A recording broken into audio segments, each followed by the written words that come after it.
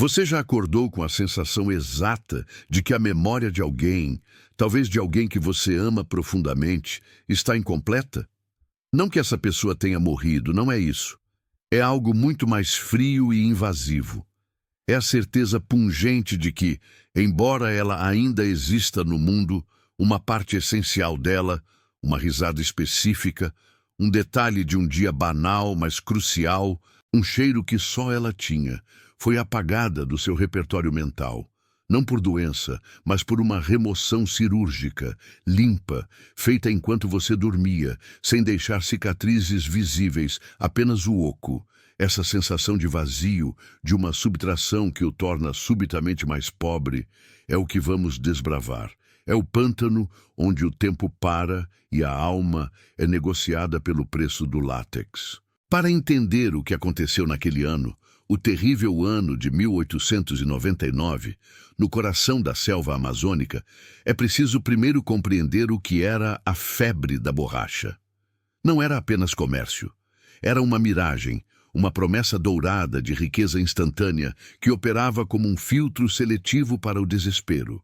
Homens endividados, deserdados, sonhadores iludidos, todos eles convergiam para o rio, trocando a certeza da miséria urbana pela promessa incerta e brutal de um seringal. Era o último recurso, o pacto final que se fazia consigo mesmo. Vender os anos de vida que restavam por um punhado de libras esterlinas. Mas Elias não estava fugindo apenas da dívida. Ele estava fugindo de uma falha moral que o corroía por dentro. Um erro que o desonrava perante a única pessoa que lhe importava na vida. Sua esposa, Ana. Eram erros pequenos, é claro, como quase todos os erros que destroem famílias são. Mentiras sobre o dinheiro, promessas vazias, o vício silencioso que se enraiza na alma. A dívida material era apenas o sintoma visível. A verdadeira chaga era a vergonha. Elias precisava de uma quantia colossal, não apenas para pagar os credores, mas para provar a si mesmo e a Ana que ele ainda era um homem digno de confiança, capaz de reconstruir. Quando ele ouviu falar do seringal Corumbá, o nome soou como um sussurro distante, envolto em fumaça de cachimbo e medo. Corumbá não era como os outros seringais. Não era administrado pelo barão da borracha de Manaus ou pelo visconde de Belém, mas sim por um homem que preferia permanecer na sombra. Alguém que as pessoas diziam ter vindo de lugar nenhum, trazendo consigo uma filosofia de trabalho que desafiava a própria lógica do capitalismo. Diziam que Corumbá pagava o triplo do preço por quilo de látex. Essa anomalia deveria ter sido o primeiro sinal. Um aviso sonoro e estridente, mas quando a ganância toca os ouvidos, ela silencia a prudência. Elias viajou meses. A viagem, por si só, já era um castigo. O vapor subindo o rio Amazonas era uma fornalha flutuante, o cheiro de suor rançoso e água parada misturando-se com o hálito doce e ameaçador da floresta. Você que me ouve agora, tente imaginar a umidade. Aquela umidade que não te refresca, mas te pesa, te molha a roupa e a pele, mas, sobretudo, te molha o espírito. Aquele cheiro de vida em decomposição, de vitalidade exuberante e morte imediata. Tudo misturado sob um dossel que filtrava a luz do sol de um jeito verde e doentio. Se você está conseguindo suportar esse ambiente, se está sentindo a claustrofobia da mata fechada apertando o seu peito, talvez seja porque você tem a resiliência necessária para entender o que Elias viveu. Fique comigo, não importa o quão desconfortável isso se torne. A verdade sobre Corumbá só pode ser testemunhada até o fim, e se você sente que o seu tempo é valioso demais para isso, talvez devesse reconsiderar. Pense nisto. O que você faria se soubesse que pode perder algo que nem sequer sabe que possui? Apenas o ato de permanecer, de se inscrever para ouvir o final desta história, já é, de certa forma, um pacto silencioso. A chegada a Corumbá foi silenciosa. Não havia o burburinho frenético dos outros seringais, a gritaria dos capatazes, ou o barulho constante de machados e motosserras, porque, é claro, naquela época as motosserras ainda não existiam. Mas havia o barulho do silêncio. E o silêncio na Amazônia é um ser vivo, não uma ausência. Ele te observa. O seringal em si parecia limpo demais, organizado demais para a barbárie esperada. As poucas cabanas dos trabalhadores eram modestas, mas não caindo aos pedaços. Havia até uma pequena capela tosca. Apenas um detalhe era profundamente perturbador: o rosto dos homens. Eles pareciam planos. Você já conheceu alguém que perdeu a capacidade de surpresa, de alegria, de dor profunda? Alguém cujo semblante é a exaustão da própria expressão? Elias viu isso em todos os homens de Corumbá. Eles trabalhavam metodicamente, sem reclamar, sem cantar, sem se apoiar uns nos outros. Quando Elias tentou puxar conversa, encontrou apenas respostas monossilábicas, como se a fala fosse um esforço desnecessário, ou pior, um recurso caro que eles não podiam mais desperdiçar. O administrador de Corumbá se chamava Doutor Péricles. Era um homem alto, de terno branco impecável, contrastando absurdamente com a lama vermelha e o verde sufocante. Péricles tinha olhos que pareciam não piscar, de um azul claro, quase vítreo, e uma voz que era um bálsamo perturbador, calma e persuasiva. Bem-vindo, Elias. Sua reputação de trabalhador dedicado nos precedeu, disse Péricles, apertando-lhe a mão com uma firmeza surpreendente. Elias, exausto, foi direto ao ponto. Ele precisava saber sobre o pagamento. Ele tinha ouvido o triplo, mas queria a certeza do contrato. Péricles sorriu, um movimento labial que não alcançava seus olhos frios. Aqui, em Corumbá, valorizamos o esforço genuíno, Elias. Você trabalha, você recebe. O valor, doutor, o preço do quilo de látex coagulado. Péricles inclinou a cabeça, como se apreciasse a impaciência de Elias. O preço monetário é exatamente o que você ouviu. O triplo do mercado. Mas há um detalhe que não costuma ser divulgado pelos barqueiros e tropeiros. Elias sentiu um frio na espinha, um pressentimento que vinha daquele silêncio estranho dos outros seringueiros. E qual seria esse detalhe?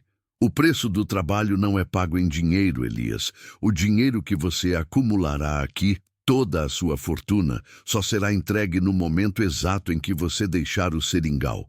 Ninguém sai daqui com a moeda em mãos. É uma medida de segurança, compreende?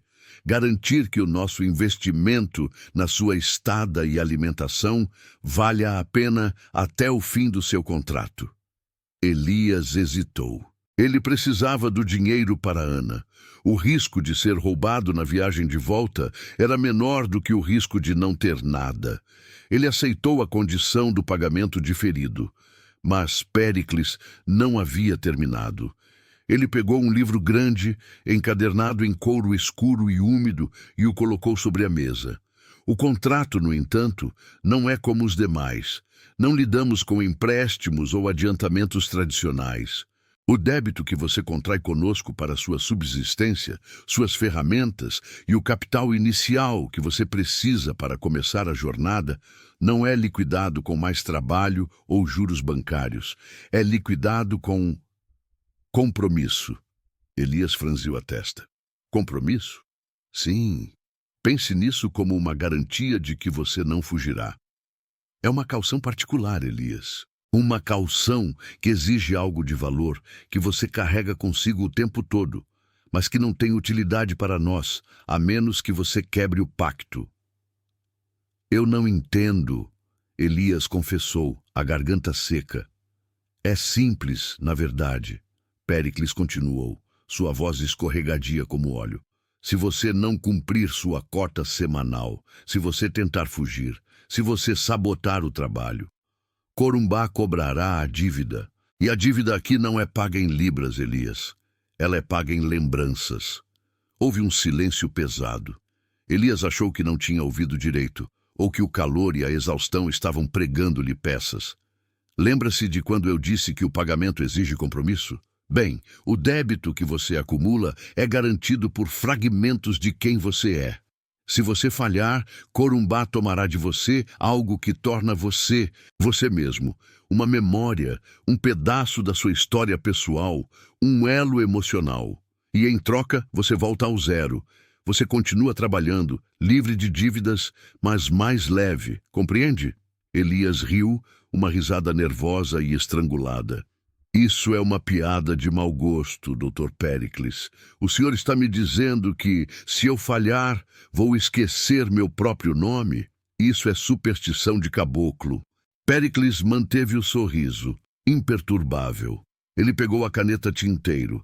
Eu não estou aqui para persuadir Elias. Estou aqui para registrar. A memória é a única coisa que realmente possuímos, a única coisa que não pode ser roubada fisicamente, mas que pode ser trocada. Aqui, a memória é a moeda de garantia. Os seringueiros que aqui permanecem sabem disso.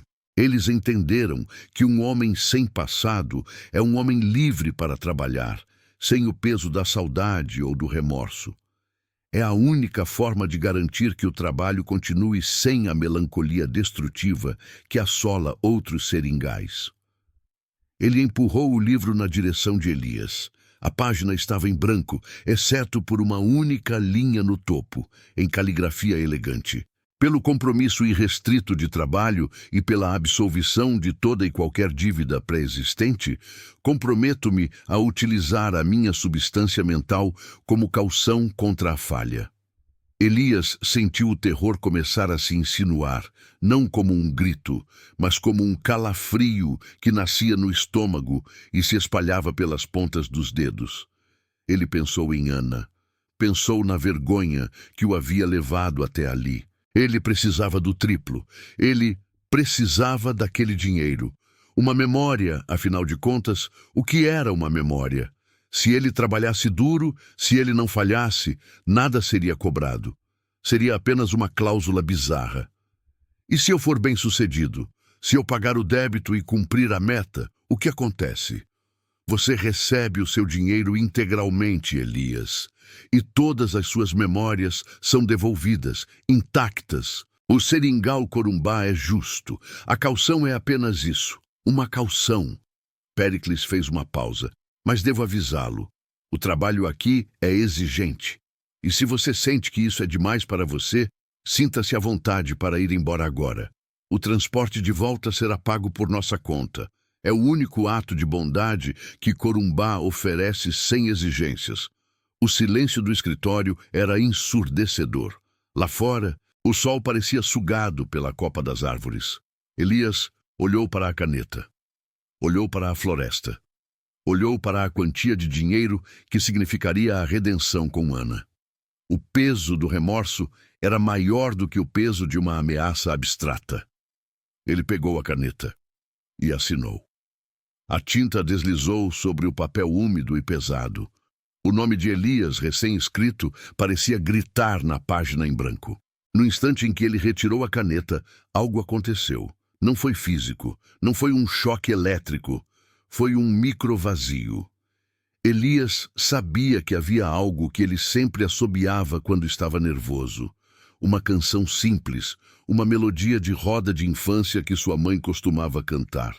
Ele sempre a assobiava. Naquele momento, enquanto ele olhava para o nome assinado, ele tentou resgatar a melodia para acalmar os nervos. E a melodia não estava lá.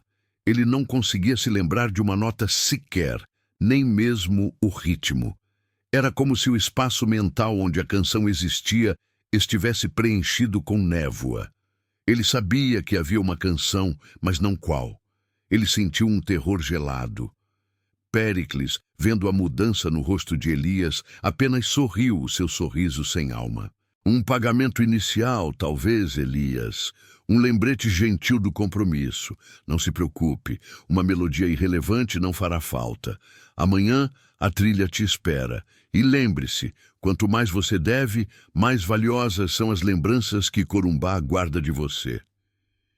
Elias saiu da cabana do Dr. Péricles cambaleando, sentindo-se estranhamente exposto. A floresta parecia mais escura agora. O silêncio, mais pesado. Ele havia trocado uma dívida de dinheiro por uma dívida de si mesmo. E o pior de tudo, ele não sabia o que Corumbá considerava valioso na sua mente. Era a face de Ana, o cheiro de sua casa, ou a simples capacidade de sentir felicidade. Ele precisava trabalhar, e trabalhar muito para que a caução ficasse intacta. Ele se dirigiu ao alojamento, determinado a nunca mais falhar em sua cota. Enquanto caminhava, ele notou um seringueiro sentado em um toco, olhando fixamente para o nada, com uma caneca de água na mão. Elias tentou ser amigável. "O dia foi puxado, companheiro?" O homem piscou demoradamente e virou o rosto para Elias. Seus olhos eram opacos e a pele cinzenta.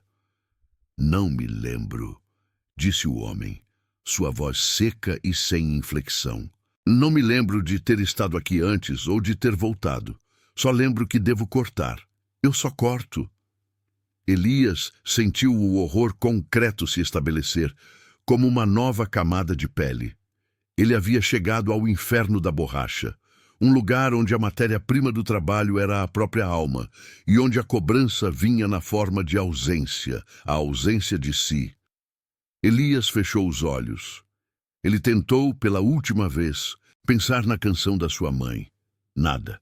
Apenas o som do seu próprio pânico acelerado no peito. Esta é a fundação de Corumbá, a fazenda das lembranças perdidas, onde o látex escorria vermelho e o tempo corria para trás.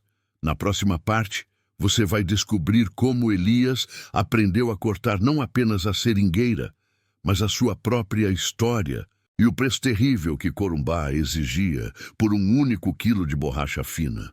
Não vire as costas para esta história, eu te peço. Se você está sozinho agora, no silêncio da noite, olhe para os seus próprios pertences. Se há um objeto que lhe é insubstituível, um retrato, uma carta, algo que evoca uma memória perfeita, olhe bem para ele e tente memorizar cada detalhe, cada linha.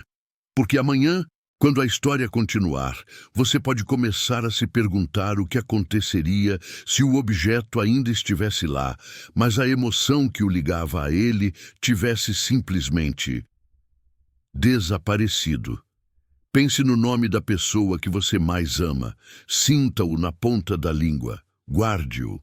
Porque o medo, o verdadeiro medo, não vem de perder o corpo, mas de perder aquilo que o torna digno de ser lembrado. E Elias estava prestes a descobrir que, no Amazonas de 1899, o maior predador não era a onça ou o jacaré, mas a sua própria mente. Durma bem. E não se esqueça, nunca se esqueça. Alguma vez você já acordou no meio da noite com o rosto molhado, não de suor, mas de uma lágrima que você não lembra de ter derramado?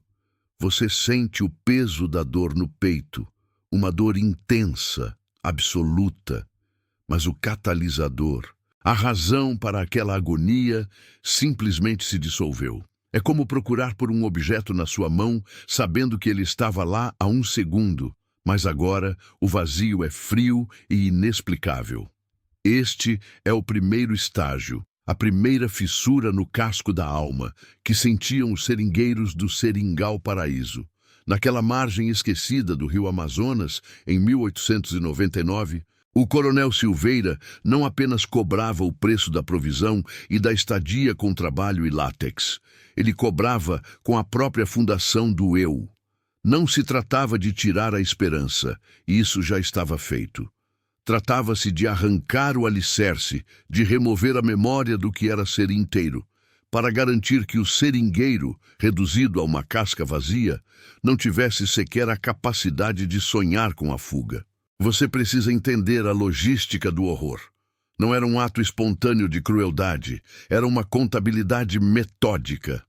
Quando um seringueiro, digamos, Zeca, chegava ao barracão para prestar contas e o peso da borracha não cobria a dívida astronômica da farinha, do sal e do terçado novo, Silveira não apenas aumentava o débito, ele propunha a quitação com o eu. O coronel mantinha um caderno forrado em couro de anta que cheirava a mofo e a sangue coagulado, onde não estavam anotados apenas números, mas epítetos e classificações íntimas. Uma memória de infância, de um riacho claro onde se aprendeu a nadar, valia menos que a memória do último beijo da esposa antes da partida. A memória de um pai ensinando um ofício valia mais do que o conhecimento de como acender o fogo. Tudo tinha um preço, e o processo não era mágico no sentido folclórico que você esperaria. Era íntimo, opressor. O seringueiro era trazido ao escritório sob a luz de um lampião a gás que exalava um cheiro metálico, e ali, Silveira, com sua voz calma e perversamente empática, pedia os detalhes. Ele não dizia, me dê sua memória. Ele dizia, me conte sobre o cheiro da chuva na casa da sua mãe.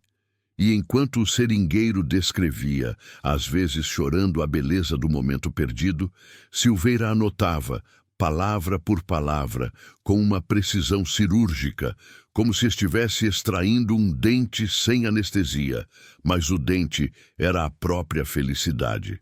No instante em que a descrição estava completa, em que o seringueiro revivia e entregava o sentimento, ele sentia o rasgo, um vazio súbito, um silêncio onde antes havia ressonância. Era como se, ao tentar recontar a cena, ele não estivesse revivendo-a, mas sim transferindo a posse dela para o papel, para o coronel. Na manhã seguinte, se você perguntasse a Zeca sobre o riacho, ele olharia para você com os olhos vazios, quase infantis, e diria apenas, riacho? Não sei o que é isso. O medo não era de morrer, era de se tornar uma máquina.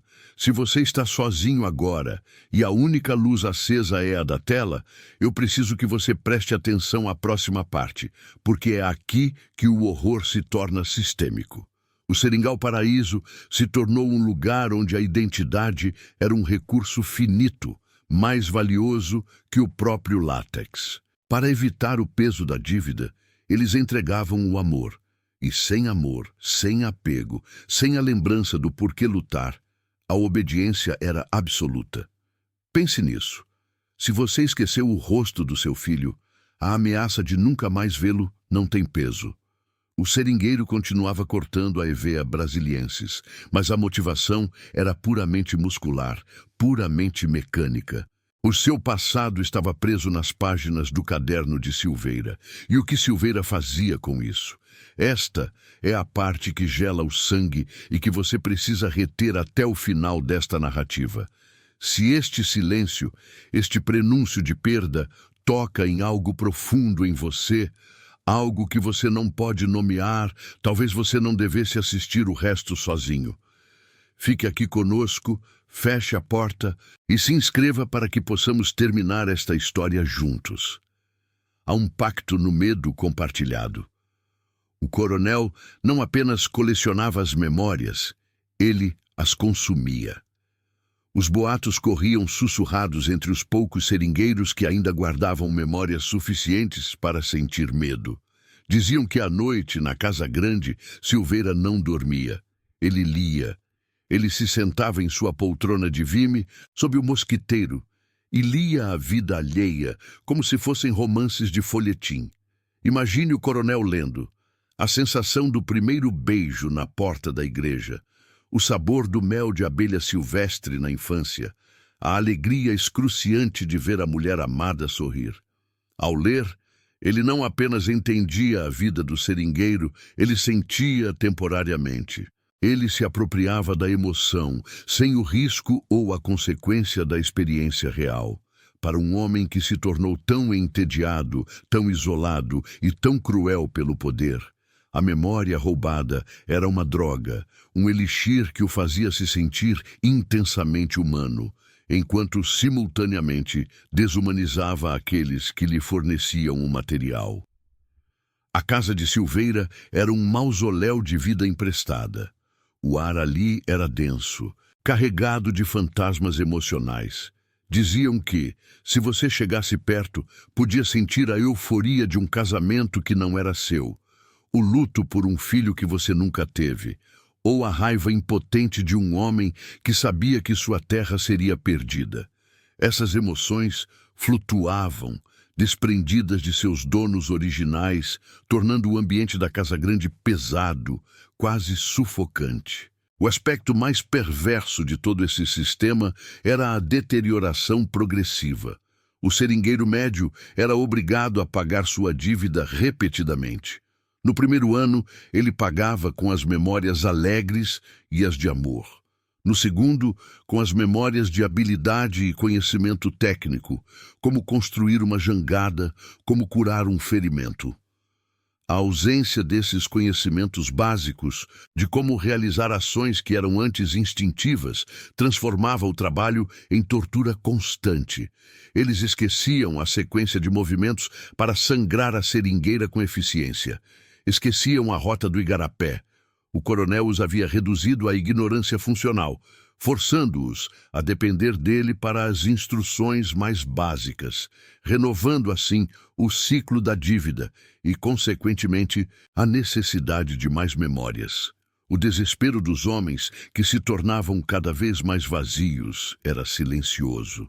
Os olhos deles eram o mapa do horror. Eles não tinham mais o brilho da esperança, nem o fogo da revolta. Eram apenas receptáculos para a dor do presente. Eles se moviam como sombras sob a densa copa da floresta. Mas havia algo que Silveira não conseguia roubar, algo que sempre ficava no resíduo, o último pagamento que o corpo se recusava a liberar, a memória do horror em si. Chamavam-na de memória residual. Era a lembrança exata do momento da extração, o sentimento agudo do rasgo, do frio da perda. Essa memória não tinha valor para Silveira, pois era pura dor sem contexto de vida. Mas para o seringueiro era o seu inferno pessoal. Eles não lembravam quem eram, nem quem amaram, mas lembravam-se de que foram roubados. Lembravam-se da sensação de ter o passado arrancado pelo coronel. E esse único fragmento de memória os prendia em um ciclo de terror e submissão. Era a prova de que a alma existia, mas estava inacessível, aprisionada no caderno de anta. Em noites de lua cheia, quando o silêncio da selva era quebrado apenas pelo coachar distante dos sapos e pelo murmurar do rio, alguns seringueiros eram vistos caminhando lentamente em direção à Casa Grande, não para trabalhar, mas em uma espécie de transe sonâmbulo. Eles iam em busca de suas memórias roubadas, atraídos pelo peso emocional que emanava da casa. Eles se aglomeravam sob as janelas, chorando lágrimas silenciosas, não porque lembrassem de algo específico, mas porque sentiam que ali, dentro daquelas paredes iluminadas, estava a parte deles que faltava. E Silveira? Ele sabia que eles estavam lá. Ele ouvia o choro, o ranger de dentes, o murmúrio desesperado de almas perdidas. E isso só alimentava seu poder. Ele olhava para a floresta escura, vendo os vultos parados na névoa úmida, e sorria, sabendo que ele tinha inventado a escravidão perfeita, aquela onde o prisioneiro se esquecia do porquê precisava fugir. A floresta do Amazonas, que já foi um símbolo de vida exuberante, tornou-se, ao redor do Seringal Paraíso, um lugar de silêncio doentio. A exuberância da natureza não podia mascarar o vazio humano. As árvores pareciam observar, testemunhas mudas de um crime contra a identidade.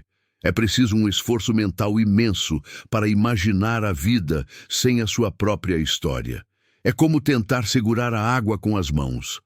O vazio não é apenas a ausência, é uma pressão negativa, um frio constante que nunca pode ser aquecido.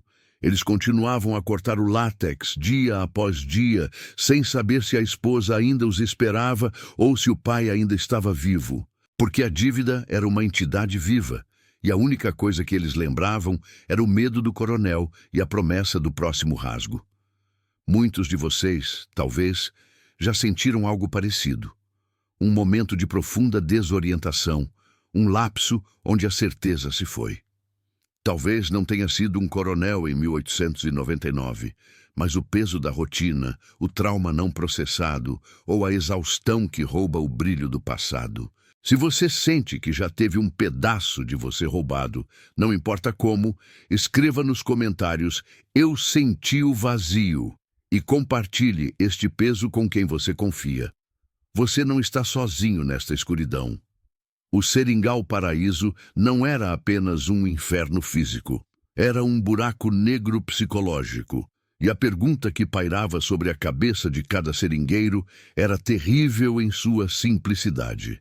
Se eu não me lembro de quem eu era, o que garante que eu sou eu agora? A única resposta era o trabalho incessante. A única prova de existência era a dor. E enquanto o coronel Silveira se regalava com as vidas que havia roubado, a ameaça de que ele poderia vender ou negociar esses fragmentos de alma se tornava cada vez mais real. O que aconteceria se a memória de Zeca sobre a chuva na casa de sua mãe fosse repassada para um homem em Belém? O que nasceria desse transplante de alma? O coronel sabia que a memória não é apenas lembrança, é poder. E ele estava acumulando um poder que ia muito além da borracha, do dinheiro ou da vida. Ele estava se tornando o guardião das histórias roubadas do Amazonas.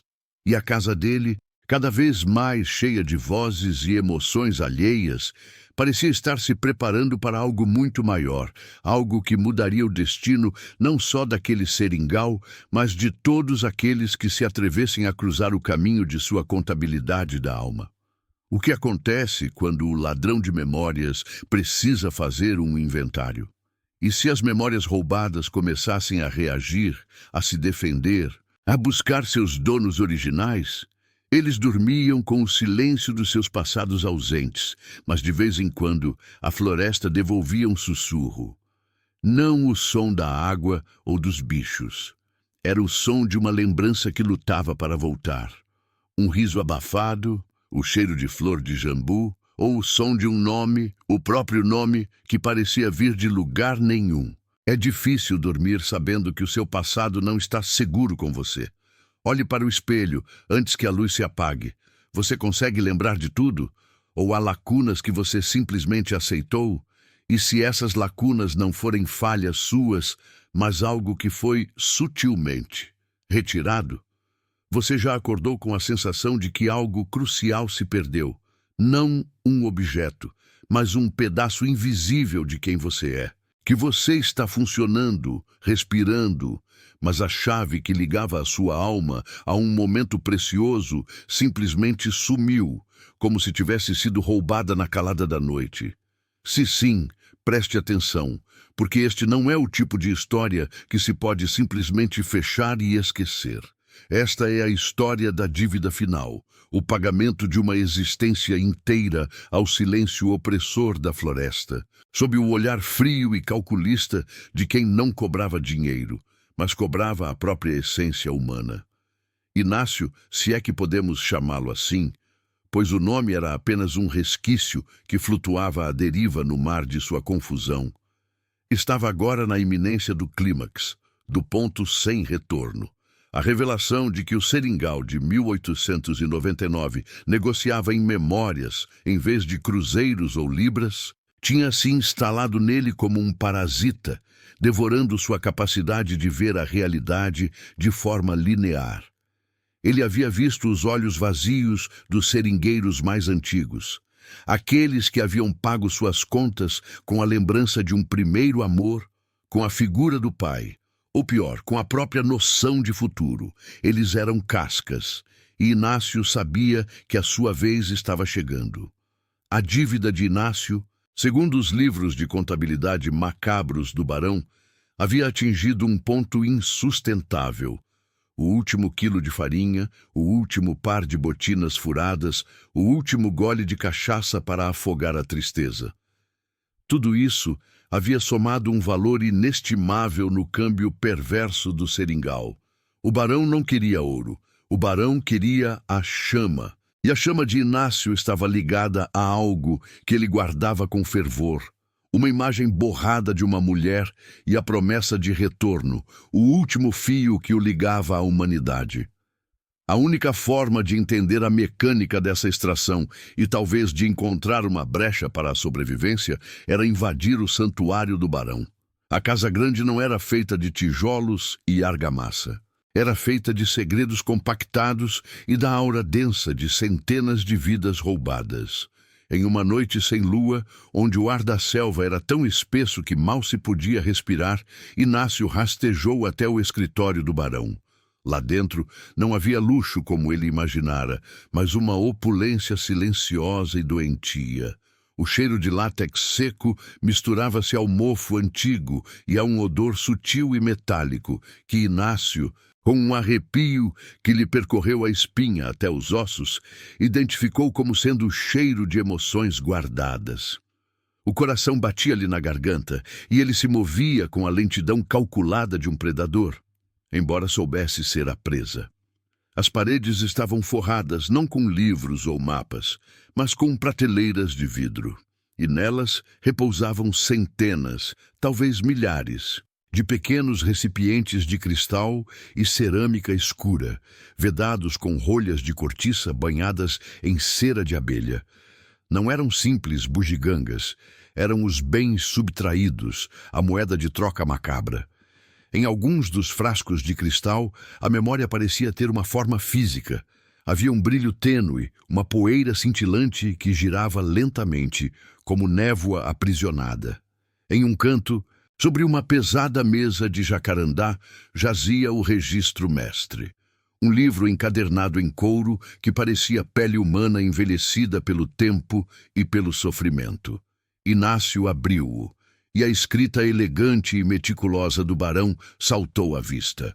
Não eram apenas nomes e valores, mas descrições clínicas do que havia sido tomado. João Pescador. Pagou a dívida do mês 06 com a lembrança do canto da mãe. Estabilidade emocional comprometida, verificável pelos olhos vacilantes.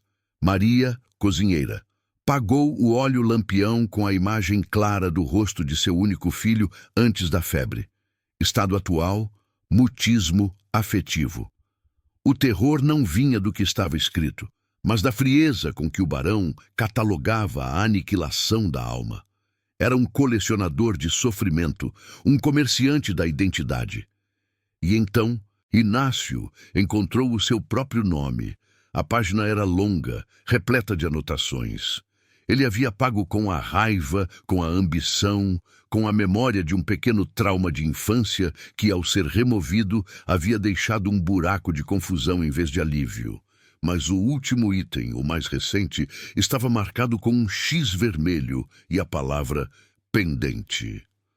A dívida final era clara: o fio dourado. O fio dourado era a memória da mulher amada, o motivo real que o havia impulsionado a aceitar o inferno do seringal para juntar dinheiro. Era a sua âncora, a sua resistência.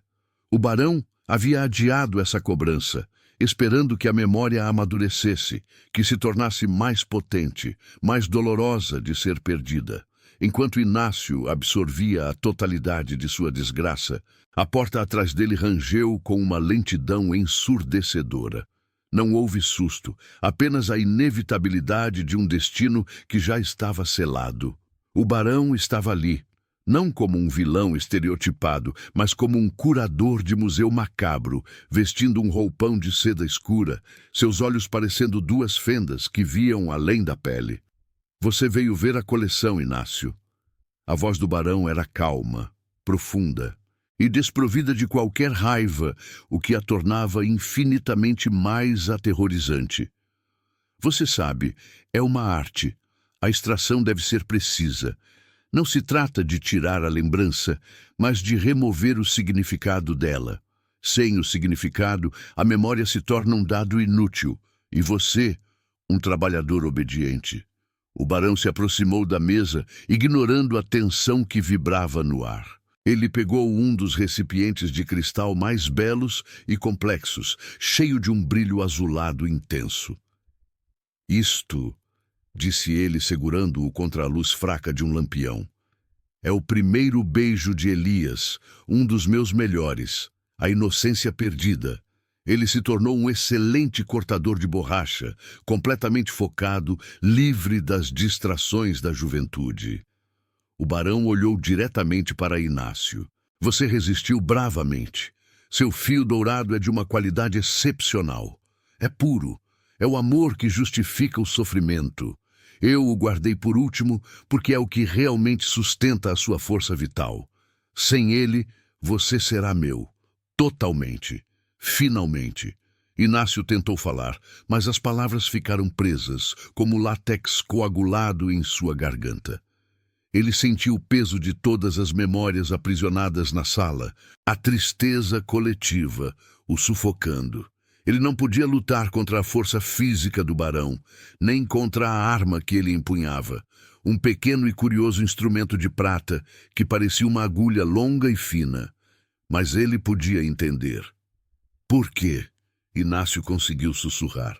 Por que as memórias? Por que não apenas o dinheiro? O barão sorriu. Um sorriso pequeno e amargo que revelava a loucura de sua filosofia. O dinheiro é efêmero, Inácio. Ele compra coisas que quebram, que apodrecem, mas a memória é o único motor que realmente move o homem. E quando a energia vital de uma memória poderosa é extraída, ela pode ser usada para sustentar outra coisa. Ela sustenta este seringal, sustenta a mim. Ele indicou o registro mestre. Eu não sou apenas um barão, sou o bibliotecário das almas. E o preço da borracha, meu caro, é a sua história. Eu mantenho o motor funcionando. Neste ponto, Inácio percebeu que a luta não era pela fuga, mas pela preservação de seu último resquício de identidade.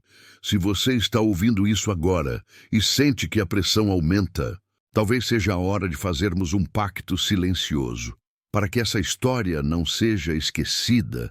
Para que o barão não cobre sua própria memória do que é real, considere se juntar a nós.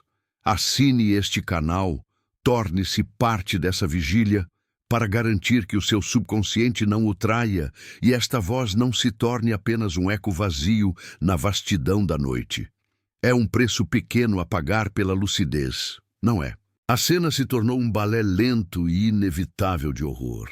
Inácio, em um ato desesperado, agarrou o recipiente de cristal que continha o primeiro beijo de Elias e o atirou contra o chão de madeira. O estilhaço foi surpreendentemente alto na quietude da noite. A poeira azulada se espalhou como fumaça mágica e desapareceu no ar, e um grito distante e rouco ecoou de fora da casa grande. Elias, o seringueiro que havia perdido a inocência, talvez tivesse recuperado um segundo daquele beijo, um lampejo de quem ele fora, e a dor dessa volta súbita à realidade o havia rasgado. O barão não demonstrou raiva, apenas uma profunda decepção, como um artista que teve sua obra vandalizada. Uma pena, Inácio. Isso apenas acelera o processo. Você me forçou a agir de forma menos elegante. O barão avançou com a agulha de prata. Não houve dor física imediata, mas uma sensação de frio que invadiu o crânio de Inácio, alcançando o âmago de sua mente. Ele viu o barão não mais como um homem, mas como uma sombra colossal, um aspirador de almas que sugava o calor de sua vida. A extração do fio dourado não foi um processo instantâneo, foi uma lenta e agonizante despedida. Inácio viu a imagem da mulher amada se desvanecer. Primeiro, o som de sua risada. Depois, a cor de seus olhos. Finalmente, a certeza de que ela existia, que havia um lar, um motivo para voltar. Não era que ele a tivesse esquecido, era que a importância dela havia sido drenada. A mulher se tornou um fantasma sem nome, uma figura pálida em uma fotografia desbotada que não despertava mais a dor da saudade nem a esperança do reencontro. O barão estava levando o combustível, deixando o motor seco. Inácio sentiu-se esvaziado, leve, de uma forma terrível. A dívida estava quitada. Quando o barão retirou a agulha, um pequeno recipiente de cerâmica escura estava agora vedado, e dentro dele, Inácio podia jurar. Havia um brilho quente, dourado e melancólico, a prova física de sua perda, a sua essência de ser. O barão apenas o olhou com um desprezo profissional. Agora volte ao trabalho, Inácio. Você é um homem livre de dívidas, mas também livre de amarras. Você será meu melhor seringueiro. Inácio cambaleou para fora da casa grande. O sol nascia sobre a floresta. Ele viu Elias, o homem do primeiro beijo, parado imóvel, os olhos ainda mais vazios, como se o breve retorno à memória tivesse o exaurido completamente. O que é o horror máximo? Não é a morte, é a vida contínua desprovida de propósito. Inácio se tornou um dos autômatos do seringal. Ele cortava a borracha com precisão mecânica. Não sentia calor ou frio, fome ou cansaço. Ele havia se tornado a máquina que o barão desejava. A única coisa que o diferenciava dos outros cascas era um resquício hediondo de consciência. Ele sabia que havia esquecido. Ele se lembrava do processo da extração. Ele se lembrava do barão e do livro. Era a maldição final. Viver sem a alma, mas com a lembrança precisa de onde a alma estava guardada, a apenas algumas centenas de metros de distância, na casa grande, em um pote de cerâmica escura, ao lado da inocência de Elias. Ele havia pago a dívida, mas agora ele vivia o eterno pós-pagamento, a servidão vazia. E você, se chegou até o final deste relato, se conseguiu sentir a frieza do ar da floresta e o cheiro de látex seco misturado à emoção perdida, talvez se pergunte: o que o barão teria extraído de mim? O que seria o meu fio dourado? Talvez você já tenha sentido esse vazio, essa ausência inexplicável, como se algo fundamental tivesse sido levado. Talvez a dívida tenha sido cobrada de forma sutil, em uma noite qualquer enquanto você dormia. E o barão não estava na Amazônia de 1899, mas sim agindo muito mais perto de você. Se você já sentiu um vazio inexplicável, como se algo importante tivesse sido tirado, comente apenas a palavra silêncio para sabermos quantos de nós permanecemos acordados e conscientes desse roubo. E, por favor, não assista a esta história sozinho. Compartilhe com alguém que precise estar alerta, porque a única coisa que Inácio, agora uma casca ambulante, conseguiu preservar foi a dolorosa certeza de que o esquecimento não era o fim do horror, mas apenas o começo de uma eterna e produtiva servidão. Ele estava livre da dívida, mas aprisionado em um presente eterno e sem significado, onde a única coisa que restava era a certeza do vazio, e o barão continua a colecionar. Olhe para suas próprias mãos. O que você faria se o preço da sua paz fosse a lembrança mais feliz que você guarda? Olhe para o seu reflexo na tela. Você tem certeza de que ainda está com ela? E mais importante, quando foi a última vez que você se sentiu completo? Escute o silêncio. Se você ouvir um leve chiado, não se mexa. Pode ser o som da agulha se aproximando, e desta vez não haverá retorno. Ele já está olhando para você. E ele sabe exatamente o que você mais ama.